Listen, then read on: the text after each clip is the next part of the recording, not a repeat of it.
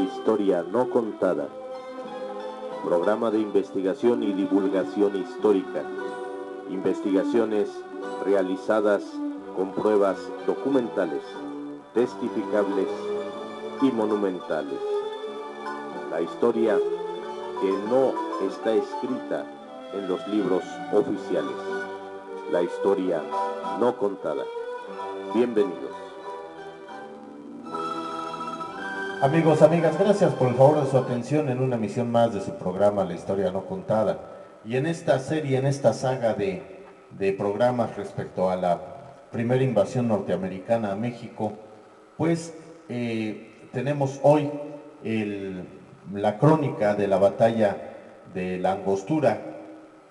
Ahí precisamente uno de los personajes importantes que va a participar es el general, en ese momento no era general, conforme a carrera va a ascender, pero estuvo presente porque recibe la condecoración de la Angostura y fue Tomás Mejía, este general que después va a ser imperialista y que va a morir junto con el general Miramón en el Cerro de las Campanas en Querétaro, junto con el emperador Maximiliano de Habsburgo. Entonces, un poquito hago este comentario porque, aparte de que ha habido muchísimas personas de gran valía, de gran calidad, grandes generales y oficiales mexicanos, bueno, pues Tomás Mejía, no crean que era ningún advenedizo, era alguna persona que no contaba con una carrera militar como era, ¿no? Claro que sí. Entonces, y portaba con mucho orgullo las condecoraciones o las cintas de las condecoraciones, las portaba con mucho orgullo, al igual que lo portaban, pues yo creo la mayoría de todas estas gentes condecoradas, como don Porfirio Díaz, que siempre, aunque se ponía todas las placas que recibió, acuérdense que de 1895 a 1910 oficialmente recibe 19 condecoraciones internacionales por la organización y fiestas del centenario de la independencia, pero las que siempre iba a aportar, así portara nada más lo mínimo, siempre iba a aportar esa primera línea de condecoraciones de lo que fue la invasión francesa a México del 62 al 63, y recuerden que después él es el héroe, el triunfador del 2 de abril, cuando logra expulsar ya a todas las fuerzas invasoras francesas y bueno, pues inicia la Segunda República o la República Restaurada con Juárez, y le entrega también don Porfirio Díaz una dote económica bastante pues fuerte, vamos a decirlo así, en ese momento que no había nada. El país había venido de una guerra, de una invasión, de un monarca impuesto, que vino engañado, y que cuando la noche que pasa Porfirio Díaz, Lerdo de Tejada y el presidente Juárez, la única noche que pasa Juárez prácticamente en el castillo de Chapultepec, porque no habitó ahí, antes de entrar a la ciudad, bueno, pues hacen un recorrido por lo que quedó del Segundo Imperio, de las cosas del castillo, y porque de alguna manera queda con los porteros, con los vigías de ahí, pero pues mucho fue robado, mucho fue ratoneado, como se dice en el ambiente, y da la orden que se venda la mayor parte de todo para conseguir dinero, y esta encomienda se las da a Porfirio Díaz, al general, y se las da a Lerdo de Tejada.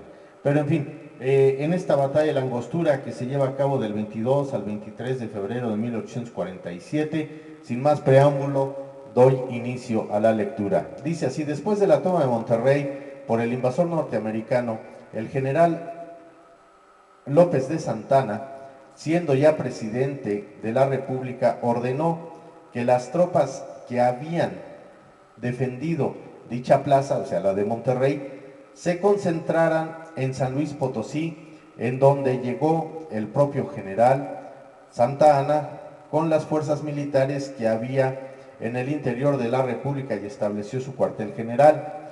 De inmediato comenzó el adiestramiento de las tropas en la ciudad de San Luis Potosí. Durante todo este tiempo Si bien se efectuaba solo una instrucción y no se llevó a cabo ninguna práctica de conjunto, el pueblo y la prensa comenzaron a expresarse porque veían que no se movían esas tropas, y más todavía para mediados de noviembre de 1846 se terminó el armisticio que se había pactado en la capitulación de Monterrey, celebrándose tal acontecimiento con dianas y música al romper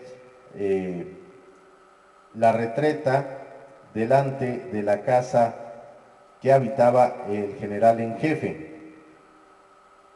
El ejército del norte, como es natural, estaba mal pagado, mal vestido, mal alimentado, mal armado, también he de decirlo, por lo que era lógico que todavía no emprendiera la marcha al encuentro del enemigo. Sin embargo, Santa Anna, comprometiendo su crédito particular, conseguía algo de dinero con lo que pudo poner en marcha el ejército.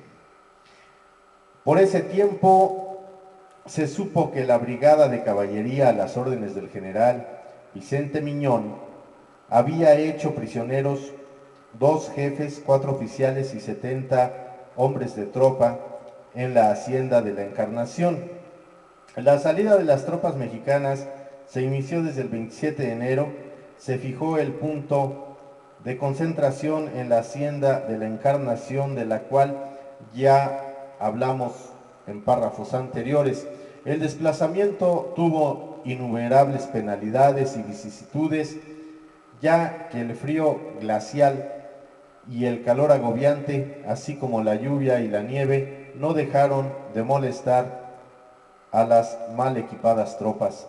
El 20 de febrero Santa Anna pasó revista a su ejército en la zona de reunión y tenía como efectivos 9.519 infantes, 3.837 jinetes, 279 zapadores y 413 artilleros con 17 piezas de artillería. Al conocer la situación del ejército de Taylor en Agua Nueva, la idea de maniobra de Santa Anna fue cortar su línea de comunicaciones, interponiéndolas con el grueso de sus fuerzas entre Agua Nueva y Saltillo, obligándolas a combatir desventajosamente ante la carencia de abastecimientos. El 19 de febrero, la primera brigada de caballería al mando del general Miñón se desplazó rumbo a la hacienda de Buenavista con la misión de cortar las comunicaciones entre Saltillo y la población de Agua Nueva. En su desplazamiento, el escuadrón de cazadores a caballo que marchaba a la vanguardia, sorprendió e hizo prisioneros a 2 dragones invasores, entre los cuales se encontraba el capitán Sturgis. Por este se supo que acababa de llegar a la hacienda. Aquí mencionan la hacienda, pero más bien es un lugar que se llama Hedionda o Gedionda. El teniente coronel mayor con 400, el teniente coronel May con 400 dragones y alguna artillería. Cuando May estaba situado en ese lugar, se le presentó un desertor mexicano llamado Francisco Valdés y le informó la situación en que se encontraba tanto la brigada de caballería, de la cual él había desertado, así como de que el general Santa Anna estaba por atacar las fuerzas de Taylor en Agua Nueva, con un ejército de más de 15,000 hombres. Posteriormente, el teniente coronel May de inmediato ensilló y se desplazó a donde se encontraba Taylor, a quien le informó de inmediato. El general Taylor creyó factible la maniobra de Santa Anna el mismo día 21. Abandonó su posición y se situó en un desfiladero cercano a Buenavista llamado La Angostura, para retardar el avance mexicano y destruir todo lo que no se pudiera llevar. Dejó un regimiento de caballería mientras que él organizaba su posición defensiva rumbo a Saltillo, con el objeto de tomar providencias en ese lugar por si era atacado por la caballería de Miñón, la cual, como hemos mencionado, se encontraba en las cercanías. Cuando llegó Santa Ana a Aguanueva, se encontró con los últimos hombres de caballería que había dejado Taylor para quemar la hacienda. Entonces sí hay referencia a la hacienda hedionda, por decirlo así, o hedionda.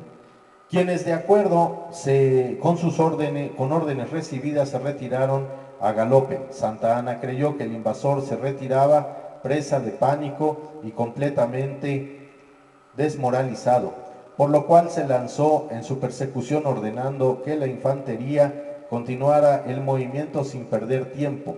Ello impidió que no se proveyera de agua y así, como venía cansada después de una marcha forzada de la hacienda de la Encarnación, fue a dar de improviso contra el fuerte posición. Es la escritura de esta época, dice aquí, imprevisto contra el fuerte de Taylor, contra el fuerte posición de Taylor, así dice aquí, no soy yo. El propio historiador americano Ripley señala que cuando presenció esta hazaña de las fuerzas de infantería mexicana, se dio prueba de cuán terrible podía ser un ejército mexicano con solo que las tropas que lo componen tuvieran la fuerza moral necesaria para conservar y utilizar las ventajas que su capacidad de sobrellevar fatigas las ponen en aptitud de alcanzar. Bueno, aquí quiero hacer la referencia. Si ustedes recuerdan en la crónica que mencioné precisamente cuando de la batalla anterior a lo que va a ser la Angostura, que fue Monterrey, y lo que fue Cerro Gordo, bueno, y de Palo Alto y Resaca de Guerrero, Cerro Gordo todavía no llegamos, perdón, como también precisamente Arenga motiva el general al mando del ejército mexicano, bueno, pues cómo va precisamente a motivar a sus hombres, el general Arista, Ampudia, de la Vega, todos aquellos que estuvieron en las batallas anteriores, obviamente ante un ejército mexicano cansado, mal comido, mal aprovechado, algo que marcaba la diferencia entre el ejército mexicano y el ejército gringo es que, como dice aquí, que comprometiendo su propio crédito, Santana conseguía dinero pues, de alguna parte para darles de comer. Algo que tenía el ejército norteamericano es que todos sus soldados venían bien uniformados y calzados. Aquí había problemas. Hay una carta, por ejemplo, el 5 de mayo del 62, hay una carta que Zaragoza le escribe al presidente diciéndole que les manden hules para hacer guaraches. ¿Por qué? Porque pues había muchos, los acapuastlas, la mayoría estaban descalzos. Entonces, y recuerden ustedes que hasta que se hizo una película, la última que se ha hecho sobre el 5 de mayo, la arenga que hace el actor que encarna al general Zaragoza, cuando les dice ustedes son los primeros hijos de la patria, ¿no? Y se van a enfrentar contra el primer ejército del mundo, o el mejor ejército del mundo, que era en ese momento el francés. Bueno, pues esas arengas, esa motivación, eso es lo que siempre también en todo momento no se ha dejado de instruir, de incitar en las escuelas de formación militar. Siempre se necesita un líder, siempre se necesita alguien que motive, y por eso es el líder, porque te tiene que motivar, pero viendo precisamente también las situaciones precarias. Y entonces lo que México tenía en ese entonces del 47, eh, hay, hay una infinidad de situaciones en contra que no permiten pues que el soldado se concentre, se desarrolle, no deserte, como este desertor que va y le informa a este soldado de Taylor y va y le informa a Taylor cómo va a ser la estrategia de Santa Ana. Entonces, ¿por qué desertaban? A la fecha, ¿por qué siguen desertando? Pues porque lo primero es la cuestión económica, otra es el miedo, es el no quererse enfrentar a su destino, vamos a decirlo así. Pero es muy importante. Yo les quiero recomendar dos películas. Si quieren ver la historia del himno nacional y la batalla de Puebla, que aunque difiere un poquito de la realidad histórica, está muy bien hecha para la época, vean, consigan, bueno, ya en YouTube está la película con Pedro Infante, Mexicanos al grito de guerra, que repito es el himno, la historia del himno nacional, pero precisamente hasta hay una hay un anacronismo. El himno nacional se estrena en 1854. La guerra francesa contra los franceses, la invasión del 5 de mayo es en 1862.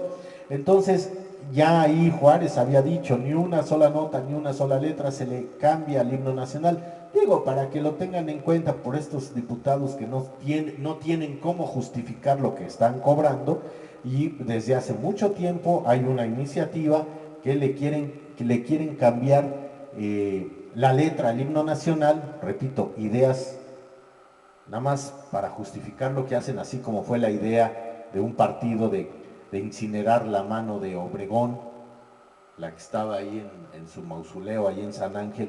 Yo todavía la conocí de niño, se veía impresionante la mano ahí como había quedado, que le desprenden a Obregón en una de las batallas, si mal no recuerdo es en la de Celaya, un cañonazo, por ahí le vuelan la mano y él quiere suicidar, saca su 45 y a la hora que se la pone en la 100 su asistente se da cuenta y le baja la mano y dice, general, ¿qué va a hacer? ¿Qué está haciendo? Pues iba a suicidar. Bueno, entonces esta película, y hay otra que habla de todos estos hechos, también muy bien lograda en el tiempo, porque él da los permisos correspondientes, las licencias, para hacer esta película que se llama El Cementerio de las Águilas con Jorge Negrete. Y precisamente actores interpretan a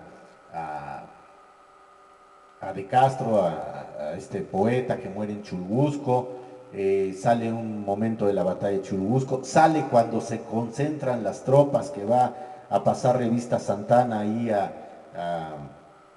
al Peñón, al Cerro del Peñón, sale Manuel Eduardo Gorostieta, que fue un comandante que precisamente los batallones que se conformaron de gente que se alistó, o sea, gente que no fue militar profesionalmente, sino civiles que salieron a defender a México, bueno, pues ellos eligen a Gorostieta para que sea su comandante en jefe.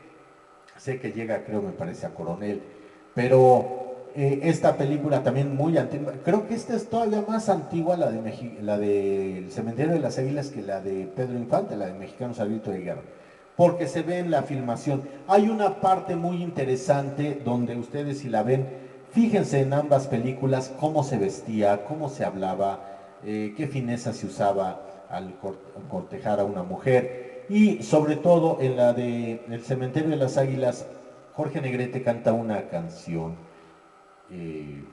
parece que es de Esparza Oteo, que para que escuchen cómo eran la música, las canciones de esa época. Si se hizo por ahí de 1938 o 1937, bueno, pero está basada a los cánones que regían prácticamente casi a la mitad del siglo XIX. Estamos hablando un poquito, 3 años antes, 1847, antes de 1850, que sería la mitad del siglo. Entonces, parece que se llama Amor, es esa canción que dice una mirada, una ilusión, una limosna de inspiración, muy hermosa. Y ahí es donde precisamente se ve ya que el corte cinematográfico, la película está, aunque ya está digitalizada, está se salvó de aquella quemazón de la Cineteca en tiempos de López Portillo, y bueno, pues es una joya del cine mexicano. Ahí comienza la época del cine de oro, porque el cine de oro en México prácticamente es por ahí de esos años de 1935 hacia 1950, o sea, pasa toda la Segunda Guerra, que es cuando la industria cinematográfica mexicana, por eso es la época de oro del cine mexicano, pues toma esas grandes proyecciones y nacen grandes artistas y son proyectados. Bueno, en fin, aquí abro este paréntesis para tener la referencia de que lo que estoy hablando, ustedes puedan buscar, puedan encontrar estas películas que menciono. Ya en su momento hablaré del 5 de mayo del 62 y el sitio de Puebla en el 63, y después pues ya hemos venido hablando de lo que fue el Segundo Imperio Mexicano. Bueno, continúo entonces. Dice, cuando Santana llegó a la posición defensiva americana, se encontró en situación difícil, ya que sus tropas de infantería iban apenas en columna de marcha y, por lo tanto, separados unas de otras y fuera del apoyo del fuego, fuera de apoyo por el fuego, con el fin de ganar tiempo, mandó como emisario al general Van der Linden, quien era el inspector del cuerpo médico militar, a pedirle la rendición a Taylor. Obviamente la rechazó, pero esto le dio tiempo a Santana para empezar a desplegar sus tropas y hacer algunos reconocimientos del terreno. Al realizar esto, se dio cuenta de que los norteamericanos no habían ocupado una loma predominante de terreno, llamada Encantada. Entonces ordenó que la brigada ligera, al mando del general Ampudia, la ocupara y la conservara a como diera lugar. Al darse cuenta de aquel movimiento, Taylor mandó al general Lane, apoyando por artillería para la captura de dicho cerro. Así se enfrentaron ambas fuerzas y después de varias alternativas por fin quedó en manos mexicanas. La noche del 22 al 23 de febrero, los dos ejércitos pasaron uno frente al otro sin prender lumbre y por consiguiente muriéndose de frío. A la mañana siguiente, muy temprano, Santana hizo un reconocimiento del terreno.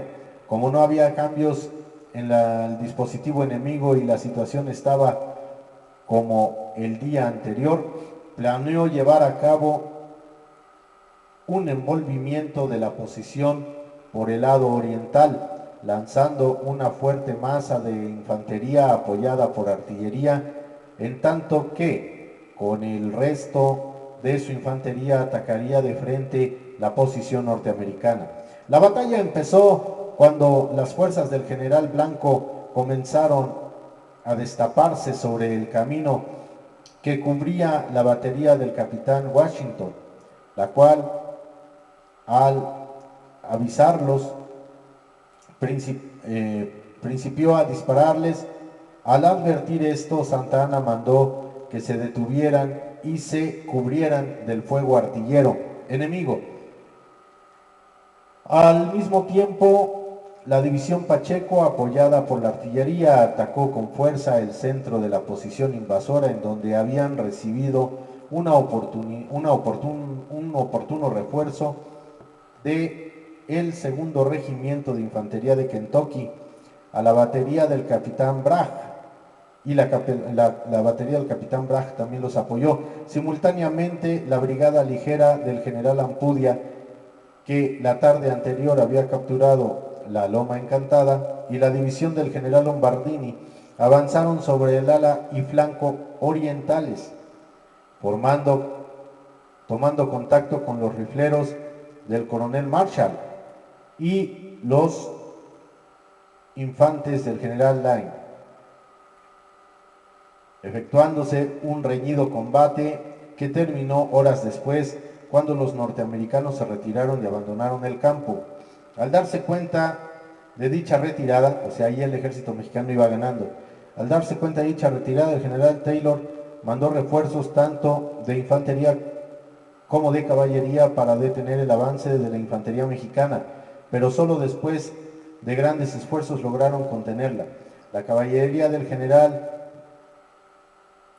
Jubera avanzó como tenía ordenado para desbordar la línea americana, haciéndolo en un principio sin hallar obstáculos, pero después sostuvo combates contra los dragones del primero y segundo regimientos norteamericanos, así como contra las unidades de caballería de Arkansas y Kentucky, y quienes sostuvo fuertes combates, pero logró llegar hasta la hacienda de Buenavista, teniendo que retroceder al ser empleada la reserva. Una parte del regimiento de coraceros, a las órdenes del teniente coronel Bultián, realizó con tanta fuerza su ataque que rebasó las fuerzas americanas y quedó del otro lado de las líneas. Fue perseguido por los jinetes norteamericanos, a quienes burló, y regresó posteriormente a su base. Valbontín cuenta que el comandante del escuadrón del regimiento de húsares, don Juan Luyando, iba a pasar con su lanza a un riflero cuando se puso de rodillas implorando gracia. Luyando lo dejó y pasó adelante. El riflero se levantó y en el acto y apuntando al que le debía la vida, lo derribó del caballo atravesándolo con una bala. La muerte del comandante fue en el momento vengada por sus soldados. Por eso, así se te hinquen si estás en estado de guerra donde no hay derechos de nadie, se rompe el estado de derecho, pues no dejes títere con cabeza, porque si no pasa esto, por la espalda te dan, no agradecen que les hayas perdonado la vida, y eso es ayer, hoy y siempre ha sido. Así que ojalá no estemos en una situación así, pero no hay que perdonar. Santana advirtió que las tropas mexicanas habían realizado grandes progresos en su avance cuando fueron detenidos por el fuego del mejor armamento enemigo. Decidió mandar un ataque reforzando con la unidad baja las órdenes del general Blanco, la cual, como vimos al inicio de este relato, había sido detenida por órdenes de Santana para que no fuera blanco de la artillería de Washington, y para el efecto la situó junto con la división de vanguardia y ordenó el ataque. Al darse cuenta Taylor de estos movimientos de concentración, de inmediato movió su artillería para desbaratar el avance mexicano. Sin embargo, fue en un principio arrollada por el regimiento de ingenieros, que continuó atacando a los primeros y segundos regimientos de infantería de Illinois y el segundo de Kentucky. Cuando estaban a punto de desbordar a estas unidades, que comenzaban ya a flaquear, las baterías de los capitanes Sherman y Bragg comenzaron a hacer fuego y lograron detener el avance mexicano. También entraron en esta sección el tercer regimiento de infantería de Indiana y el de rifleros de Mississippi. En su avance, los ingenieros mexicanos capturaron 2 de las 3 piezas de artillería del teniente O'Brien. No cabe duda que las fuerzas norteamericanas pelearon brillantemente y que el general Taylor movió sus fuerzas, sobre todo las reservas, en el momento y lugar oportunos. Pero tampoco se puede negar el entusiasmo y valor con los que las fuerzas mexicanas llevaron a cabo todos los ataques contra un enemigo situado en una magnífica posición defensiva y con un armamento ligero y de artillería mucho más moderno y efectivo. Aunque estoy reservando esto de mostrarles las balas del 47 y comentarles, bueno, debo decirles, ya lo había mencionado en otros programas, el armamento mexicano prácticamente estaba basado en todavía fusiles de chispa, que era el inglés, el Bromless, hacia 1724 es cuando se patenta y se entra en uso. Le decían el pata de vaca porque aparte de medir 1,98 de piso a alto, muchas veces superaba la estatura de algún soldado mexicano, un estándar. Era muy largo, tenía un cañón muy largo ese rifle, pero no tenían rayado ni ese ni el napoleónico de 1808. Entonces, aparte de traer espadas, sables, cuchillos, machetes, lo que quieran, pistolas también de chispa, los oficiales, los que tenían, muchas hechas en Inglaterra, otras alemanas, otras italianas, de lo que podía llegar, muchas británicas también, por la guerra que había habido con Inglaterra y Francia. Entonces, al tener posesionada España por parte de Francia, bueno, pues eso era lo que iba a llegar a la Nueva España, iba a llegar a México.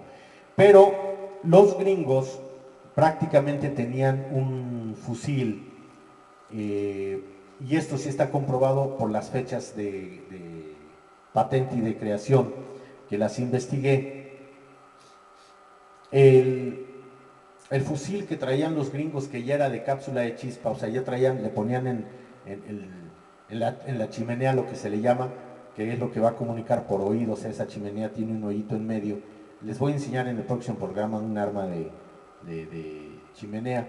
Bueno, pues de igual manera se le ponía ahí, se cebaba todo, igual por la bancarga, o sea, por la boca, pero ya el chispazo ya lo iba a hacer un fulminante, una cápsula fulminante que entraba en la chimenea, se percutía con el martillo por golpe, hacía el chispazo, y ese chispazo, al tener la chimenea hueca, pasaba y prendía la pólvora. Eso era el famoso fusil Mississippi, con número de 1841, era el Mississippi.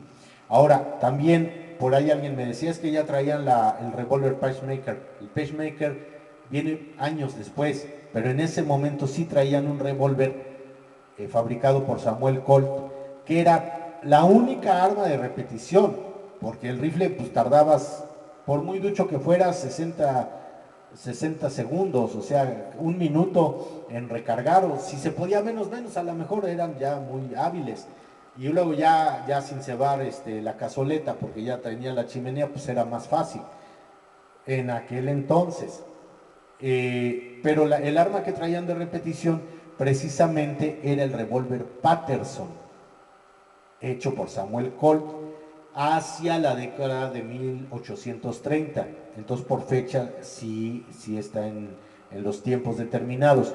Que el Patterson prácticamente se va a desarrollar y se va a manufacturar de 1836 a 1842. Claro, aquí fue del 46 al 48, pero se hicieron muchos. Entonces, esos los traía el ejército norteamericano. Era de acción simple y también de percusión, que quiere decir, también ya entraba, igual que el fusil Mississippi de 1841, ya también tenía su chimenea para poner el fulminante. Entonces era el única arma de repetición, porque disparaban, retrocedían, retrocedían el martillo, en ese momento giraba el cilindro y volvían a disparar, y tenían 6 tiros, una cadencia cíclica mucho mayor que un monotiro de lo que tenían los soldados mexicanos. Entonces, en el siguiente programa, con mucho gusto, yo se los muestro, se los enseño, una pistola ya de chimenea. Bien, continuamos con el relato. Sin embargo, el ejército americano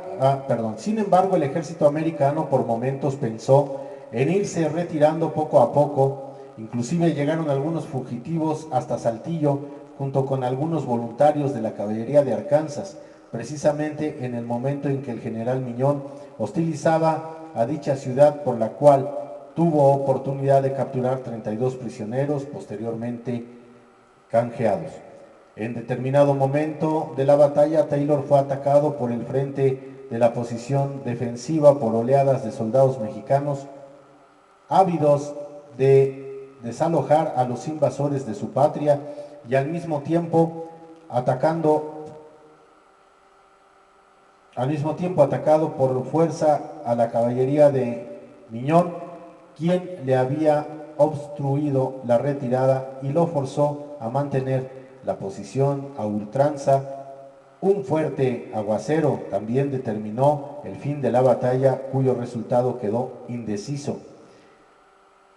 Para evitar una sorpresa durante la noche y mitigar el hambre y la sed de sus tropas, el general Santa Anna dispuso que el ejército se retirara hacia la hacienda de Agua Nueva, la cual estaba todavía ardiendo debido a la acción destructora de las fuerzas norteamericanas que fueron dejados allí por Taylor el día anterior, con el fin de retardar el avance de los mexicanos. Este hecho ha sido extremadamente criticado por propios y extraños, pero lo único que se puede pensar al respecto es qué hubiera podido hacer el ejército cansado, mal comido y sin agua al día siguiente cuando volviera a enfrentar al enemigo.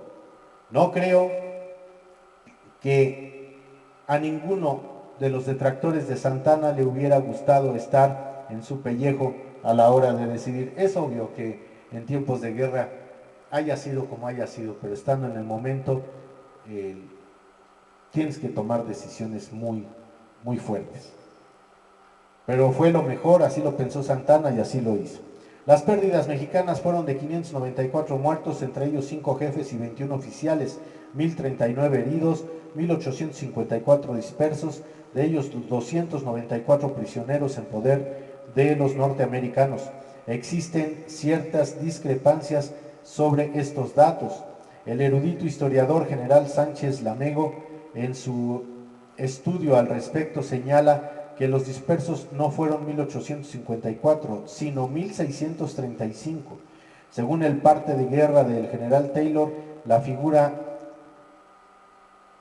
en Message from the President of the United States to the House of Congress. Ahí es donde hay una declaratoria, la declaratoria de Taylor en este informe que da, dice: hubo 267 muertos, incluidos 28 jefes y oficiales, entre los que figuraron comandantes del 2º Regimiento de Infantería de Kentucky, 1er Regimiento de Infantería de Illinois y de Caballería de Arkansas, 456 heridos, incluyendo 41 oficiales y 23 dispersos.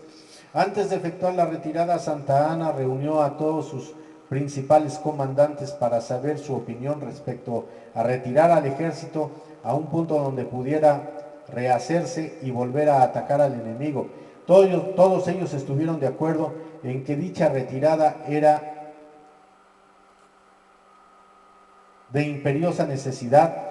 Cabe notar que las opiniones fueron expresadas por escrito, lo cual hace pensar que la decisión del comandante mexicano fue la correcta. Como es lógico suponer, la orden de retirada hacia San Luis Potosí fue recibido con grandes muestras de descontento. Esto se llevó a cabo en medio de grandes penalidades, sin ambulancias y sin raciones. Muchos de nuestros heridos y enfermos fueron quedando a los flancos del camino, presentando un espectáculo desgarrador. El 12 de marzo hizo su entrada a San Luis Potosí aquel sufrido ejército. Las unidades que tomaron parte de la batalla fueron las siguientes, de conformidad al parte rendido por Santa Anna después de la batalla. Bueno, aquí nada más se dice, he oído a historiadores que dicen: yo no sé ¿Qué motivos tuvo Santa Anna para retirar las tropas cuando en la Angostura el ejército mexicano iba ganando? Sí, ya lo vimos. Pero también el ejército de Taylor estaba muy mermado y se retiró. Por eso dice aquí, no se sabe realmente quién ganó. Y el proteger a las tropas es la labor fundamental de cualquier comandante, cualquier jefe al mando de personal, sea caballería, artillería, infantería, lo que quieran, ingenieros. Y medir también las fuerzas que hay detrás de la línea, y en este caso no había ni cómo trasladarlos, por eso se llama de ambulancias, no las ambulancias que hoy conocemos, sino 2 personas con camilla y que se lo llevaron al hospital más cercano. Y bueno, en ese regreso que se van a pie, primero hacia el norte, de la Ciudad de México hacia el norte, y después regresar hacia San Luis Potosí, después de ahí van a bajar ya a la Ciudad de México a pie, pues realmente eran soldados de mucho honor, de mucha gallardía, pero si la cuestión física no te dejaba. Ahora, como dice aquí el informe, Santa Anna le pide por escrito la decisión a sus mandos, a sus subalternos. No estaban de acuerdo porque sabían, tenía esa certeza que iban ganando, pero la realidad era otra. Para enfrentar otro combate al día siguiente va a estar muy difícil. Pero bueno, les doy algo que no viene en los libros, ni otros historiadores lo hacen, sino solamente aquí en la historia no contada.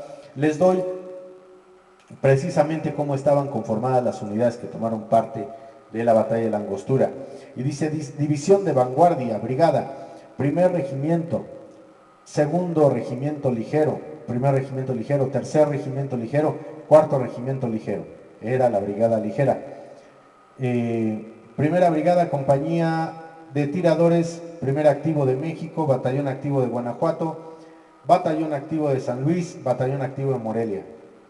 Segunda brigada, batallón auxiliar de Guanajuato, batallón de Celaya, batallón de León. Primera brigada, primer regimiento de línea, cuarto regimiento, quinto y 10º regimientos. Segunda brigada, tercer regimiento de línea, 11º, fijo de México, batallón mixto de Tampico.